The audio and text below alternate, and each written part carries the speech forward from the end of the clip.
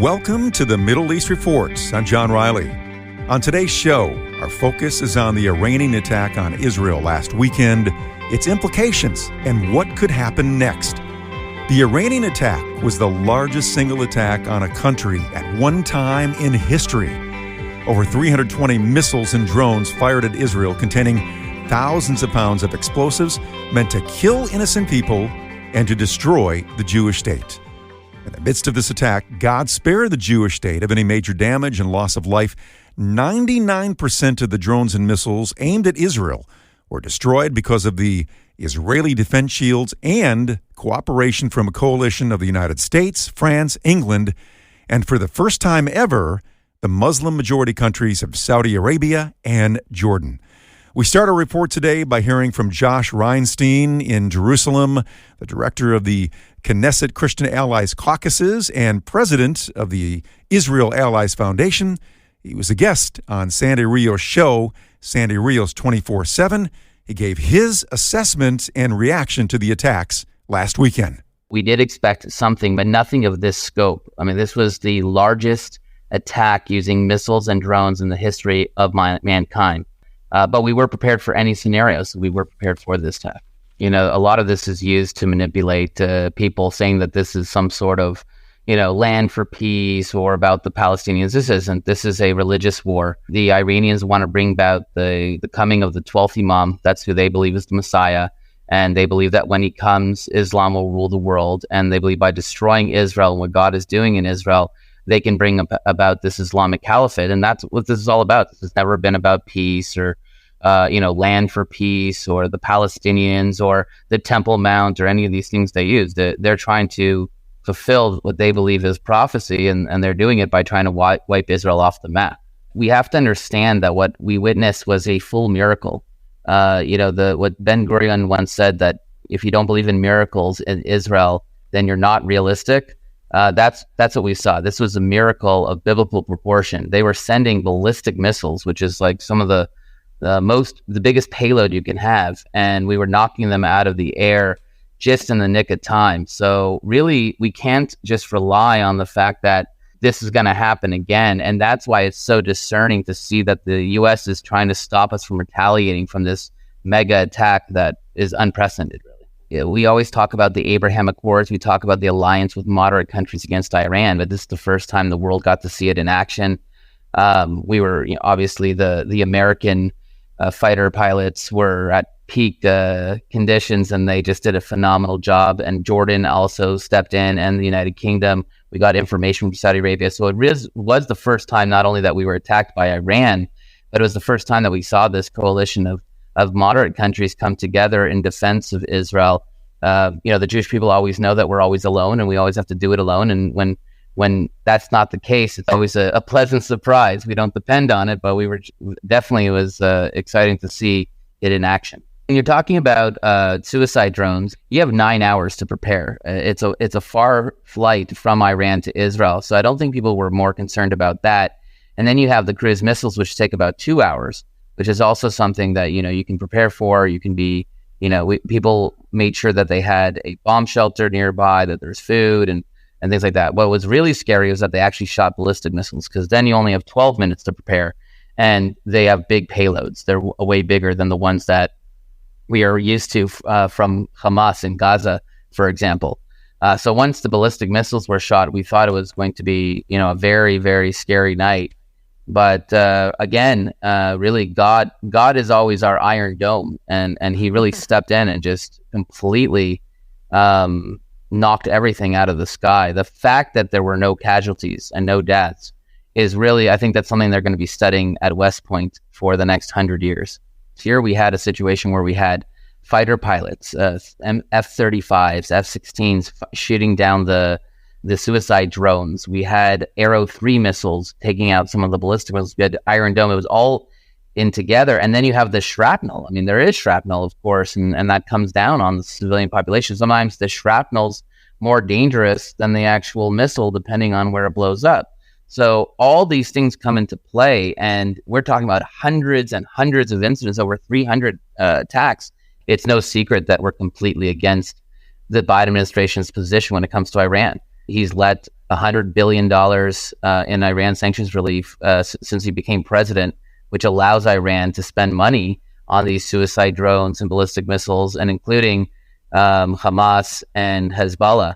They also stopped these sanctions on their ballistic missiles program after October 7th, which is, why they have such a plethora of weapons. They've been hitting American targets in the Middle East since October 7th, and there's been almost no reaction. They've shut down all trade routes with the Houthis. There's in the Suez Canal, you can't, get by without being harassed by Houthi terrorist organizations. They've trained Hamas. They support Hezbollah, and America still seems to be giving them a pass. So yes, it's true that the Biden administration fought alongside us against this attack, but this attack would never have taken place. Iran would never have thought that they could do it if there wasn't so much pressure from the Biden administration and so much wobbly, diplomatics when it comes to sanctions relief and letting them get away with bloody murder for the last 3 years. But what's really troubling is it's the part that they're saying not to respond and to take the win. Like this is some sort of win. We were the victims of the largest attack in history when it comes to ballistic missiles and drones, with over 300 in one night. And to call that a win is shocking. But this is even more of a pattern. We were attacked in the greatest genocide since the Holocaust on October 7th, where 1,200 women, men, and children were murdered. Holocaust survivors were kidnapped. Children were beheaded. Women were raped. And the minute we start fighting back, there's this call again from the Biden administration, from the other Western countries in the world, to pull back, to not fight, to not defend yourself. So whenever we're attacked, there seems to be a lot of support.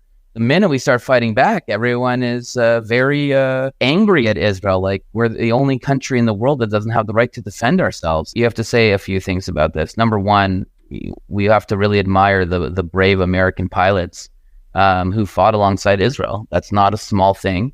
They were given the order to do that. We appreciate the support of the American people. 80% of the American people support Israel. But this didn't happen in a vacuum. Policy matters. And because of the Biden administration's policy, Iran felt it's okay to attack us with over 300 ballistic missiles and drones. And then also they knew, I guess, going into this, that the Biden administration was going to call for us not to respond, which I think is outlandish. I mean, that's one of the wildest things you could ever imagine. Can you imagine any other country being attacked like this by another country? And the response is take the win. What was the win in this? I don't get it. We're going to turn to Fred Jackson, the American Family News director, for some reaction from Josh Reinstein, who lives in Jerusalem. He's the director of the Knesset Christian Allies Caucus. And Fred, you heard what he said about the Biden administration. Your reaction? Yeah, Biden administration saying to Israel, just take the win. Well, let us review for the Biden administration what happened that night.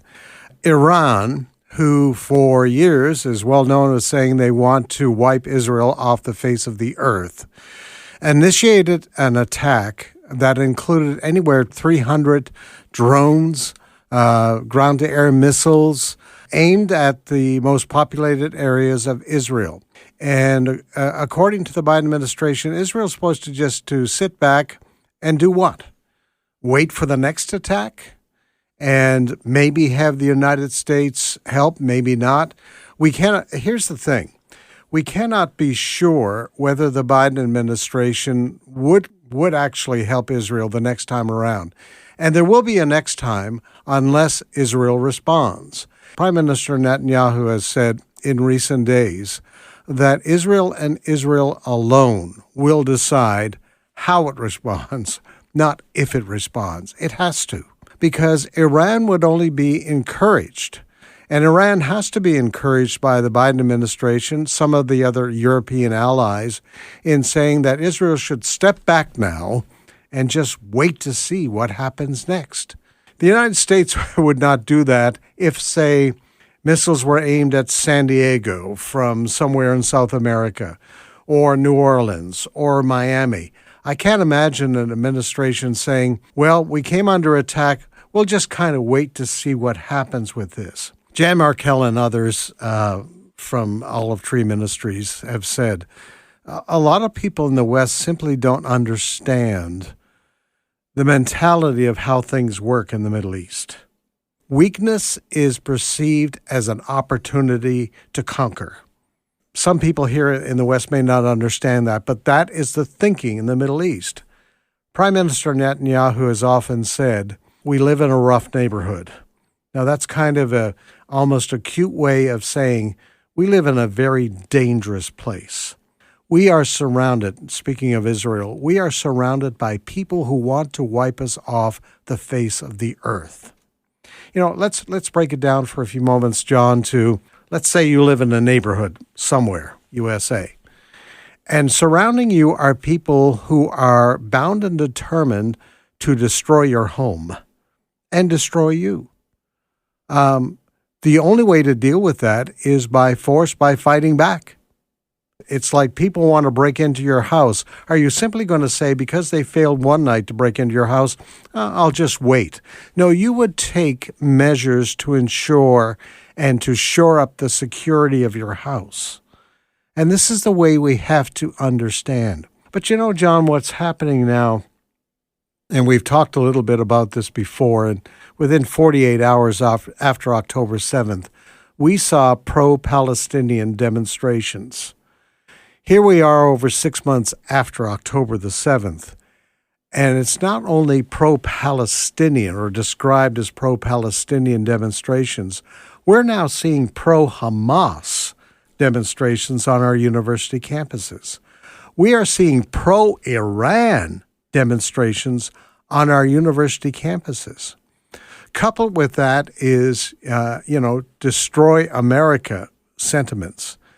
And, what's really amazing to me over the recent days, various, and the Democrats who are being challenged on Capitol Hill by reporters with Fox, basically, are you going to denounce the burning of the American flag, the death to America?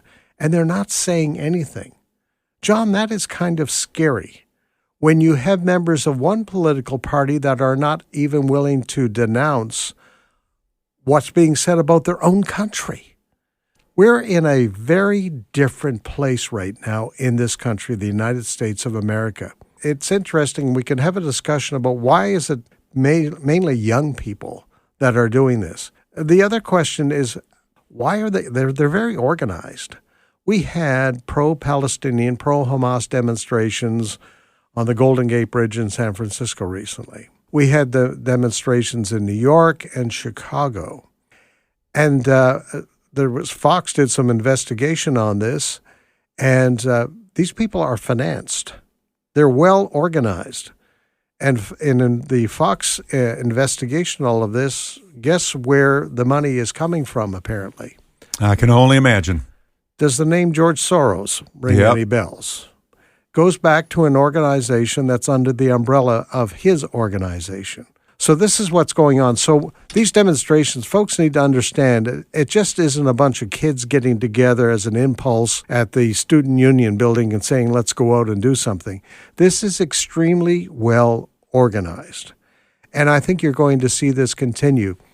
Just in recent days, the president of Columbia University was before a House Congressional Committee.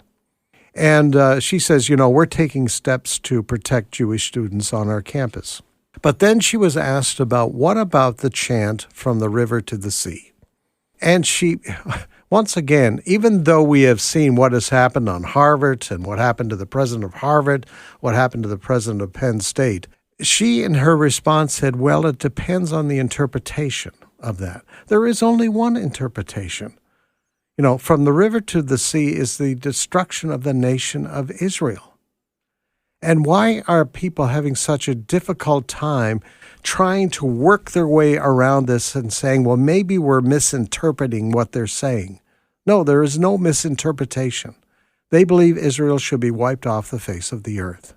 And that's why Christians need to continue to take a stand and speak out against this and challenge our members of Congress on this. What are you going to do about this? More than speak up about it, what are you going to do about it? It ought to be a major election issue in this upcoming election.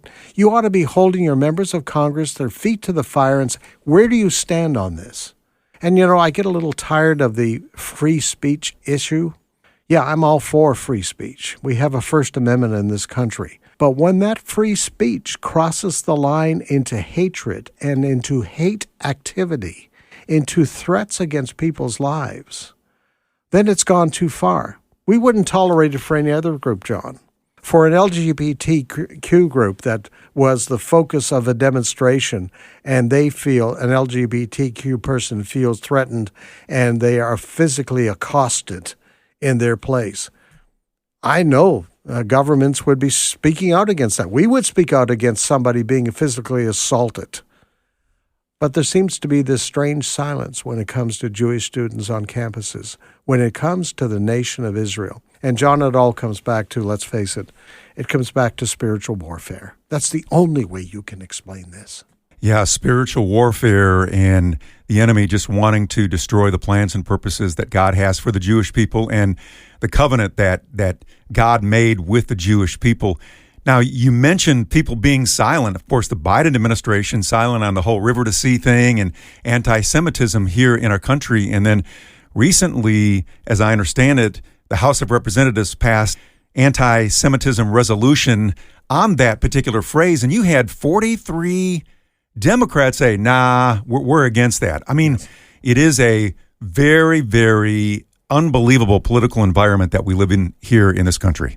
Yes, and I think it's all part of spiritual warfare. It goes beyond just politics. And we need to be aware of that. Do you know what? The nation of Israel is not going away. That's right. Regardless of what the Biden administration or the administration in France or Belgium or Germany, Israel is not going to go away.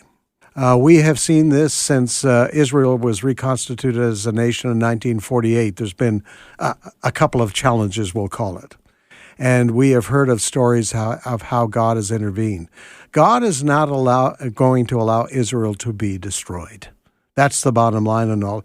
And I have to be honest, sometimes I wish I could see an actual demonstration of that, because that would be a great evangelistic tool to see. But God is either going to use governments, is going to use means using human beings, or God himself is going to show himself great in protecting the nation of Israel and protecting the Jewish people. However that is going to happen, we'll leave it up to the Lord. But we know that Israel is going to exist. As we get closer to the Lord's return, there is going to be a nation of Israel in place, and we can be assured of that. But that does not excuse Christians from praying for the peace and the security of Israel. That is true. And, you talk about miracles. We have to look back at what happened this past weekend with this massive attack on Israel from Iran. That was a miracle. I mean, yes, you had a lot of coalitions put together. And you had the shield from Israel's protecting them. But it literally was God protecting the country of Israel. I've heard that over and over from people that I've talked to from the land of Israel. And they're all like, we need to give God the glory for what happened here. Oh, absolutely. And whatever the political intent of those allies in helping out was, God for that moment used that weaponry that was put in place. The Iron Dome, David's sling, all of that, and the pinpoint accuracy of those. The fact that 300 missiles, drones aimed at Israel, and the last report was one little girl was injured, and that was it. And we pray for that little one, who I understand is still recovering. But you know what? You're right, John. It was a miracle. You have to look at the accuracy of the missiles, of the defense missiles, and what happened. And they were showing some pictures of some of the Iranian hardware. There was one fuel tube that was 36 feet long. We're not talking about something that's carried on somebody's shoulder. We're talking about missiles that would do major, major damage to whatever it hit. But God allowed those defensive missiles, defensive hardware, the David sling, the Iron Dome, to work perfectly. Well, that is true, and we've never seen such a turn against the Jewish people like we are, even in our days and times, Fred. And boy, you mentioned it. We definitely need to be praying. We need to be contacting our congressmen and our U.S. senators and just doing what we can. And I want to add this as well. We need to be getting accurate information on what's happening there in that part of the world. And Fred, you and your team do an absolutely incredible job with that. And I just want to encourage everybody to go to afn.net, because your team is constantly checking on what's happening in that region and presenting truthful information on what's happening there in that area. I can't always do that. My program here is a once a week show, but you all are on that 24/7. Well, that's the importance of having a Bible-based Christian news service out there, because our pillar of truth is God's Word. Our pillar of truth, and we have a God that does not change.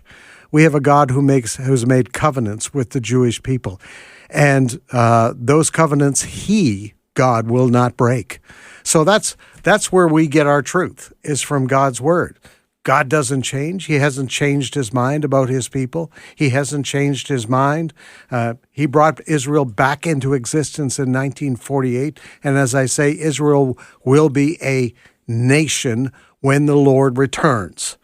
We believe that with all our heart. And how all of this is going to happen, we do news stories on a day-by-day basis, knowing what the end result will be. So, yes, there are days when we are discouraged, when we see what the world is doing, the world's attitude towards the Jewish people, the world's attitude towards Israel. We can get discouraged. But then we step back and we look at God's Word and we say, no, God is going to win in the end, because he is God. He is a sovereign God, and he will protect his people. He will abide by his covenant that he made with the Jewish people, and we can still celebrate that. Well put. That's Fred Jackson, the news director for American Family News. Fred, thank you for all that you and your team do. afn.net. There is an app that you can download. You can get that on your mobile device for iOS and Android, so I encourage you to do that as well. Fred, thank you for your work. Thank you for your thoughts on what happened last weekend. That's Fred Jackson, the news director for American Family News. Again, check out afn.net, or download the app for American Family News. You'll be glad you did. They do an amazing job of keeping you and your family informed. Amir Sarfati is the founder of Behold Israel. He lives in Israel with his family, and he often posts Middle East updates on things happening there in the land. And of course, he was very busy this past weekend with all of the things that happened there in Israel. I want to share with you something that he posted on his Middle East update just a few days ago that had to do with what happened there in Israel. And again, this connection between the Biden administration and Iran. The U.S. received a warning, not even a warning, received the information of when, how this whole thing is going to be. The U.S. tried to persuade Iran not to do it, but Iran was very determined to do it. The U.S., via Turkey, received the information of what's going to happen and when it's going to happen. Of course, Israel received information, but you need to understand, by accepting this information from the Iranians, it's almost like you agree that it's going to happen as long as it's not going to cross some lines, which is what we are so angry about. Because what do you mean you can just, out of the blue, shoot almost 350 flying objects, no matter what it is? What do you mean you can just do that? It's okay. I mean, would the White House be okay with interceptions of 350 flying objects towards Washington, D.C., and call that a victory? Of course not. So basically, America gave us information.